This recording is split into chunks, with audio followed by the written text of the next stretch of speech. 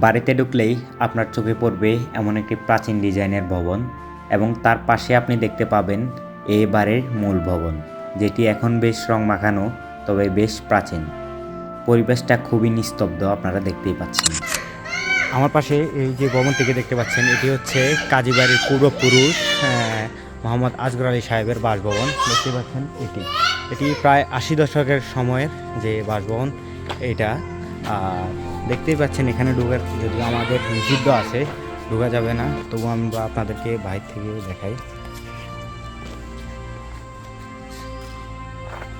দেখতেই পাচ্ছেন তারা একটি গেট সিস্টেম করে আসছে এবং প্লাস এখানে একটি বাগান আছে।